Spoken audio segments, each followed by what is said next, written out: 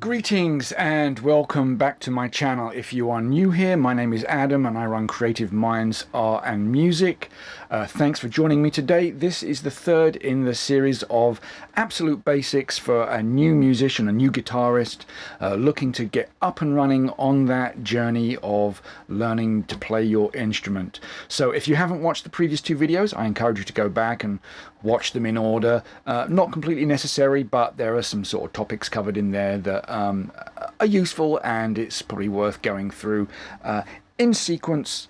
I've covered the E string and the A string so far, so today naturally we're going to be covering the D string. So let's get started. So the D string, also known as the fourth string, because it is the fourth string from the top pitch, the bottom physically of the guitar. It is a medium pitch string. It sits in between the A and the G string, and we are going to look at the natural notes on the D string today.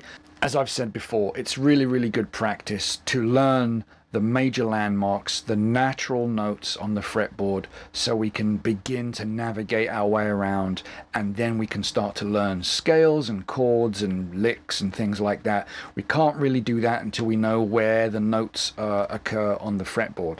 So we've gone through the E and the A string. Today we're looking at the D string. So the D string takes its name from the open note, the note that is played when the string is plucked and no frets are held down, the open D. If we go to the second fret, we have the note E. Go up one fret to the first dot on the third fret, that is the note F. We go up 2 frets to the second dot, that is the note G. We go up 2 frets to the 7th fret and the 3rd dot, that is the note A. We go up another 2 frets to the dot on the 9th fret, that is the note B. We go up 1 fret, that is the note C. We go up 2 frets to the double dots at the 12th fret, that is the octave D.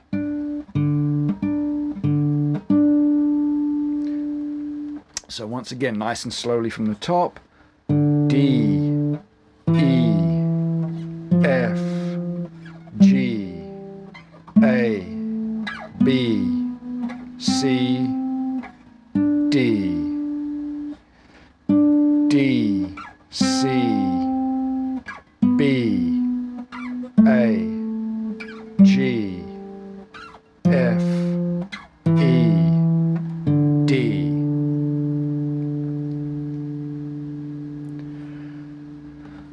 So one thing you begin to notice is that sort of offset pattern with the guitar strings. The way that the tuning on a guitar occurs is that, for example, this G here on the 10th fret of the 5th string is the same pitch as the 5th fret on the D string, on the 4th string. And you start to begin to learn these relationships and how the notes are spread around, and there's certain patterns you begin to see as you learn these notes. You'll begin to see, and one of the most pleasing, harmonically speaking, I suppose, occurrences is at the 7th fret, where we have that octave occurring. We have, in this case, I'm playing the open A string, and then I'm playing on the 4th string, the D string, I'm playing the 7th fret, and that gives me that octave pairing. It's the same as playing, but in this case I'm able to play them both at the same time. It's very, like I said, harmonically pleasing. It's great for doing kind of drone or pedal tones where the lower note sustains and you can play a melody.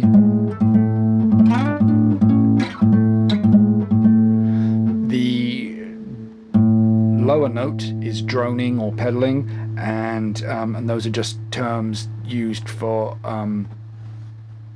music expression. Don't worry too much about those right now. Just know that this note will be sustained, will be playing continuously, while the note on the highest pitched string can be changing, and that's just down to that nice relationship between the way the notes are offset, and particularly at this 7th fret we get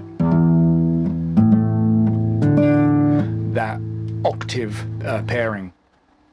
So as you practice this week, try and start to recognize some of those patterns and the relationship. Now there is a gotcha which we will get to in a couple of videos time, but don't worry about that for right now.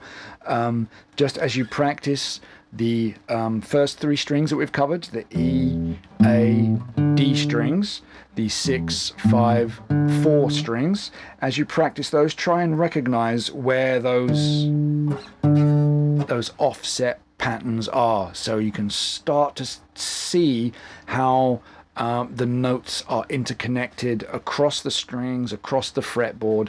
Again, that's a major part in learning the layout. It's like a city. The fretboard is a city, and learning where the different establishments are, where the different shops, houses, you need to sort of figure out where they are, so then you can understand how to get to them and back from them easily. That's the way I like to look at it. So thanks so much for watching. I hope you learned something. If you have any questions or if something was confusing, please feel free, leave a comment, reach out, and I will do my best to get back to you as soon as I can to clear up any confusion. I know there's a lot of terminology here and a lot to take in, but I'm here to help you get up and running on your musical adventure. So until the next time, have a great week practicing, and I'll see you in the next video.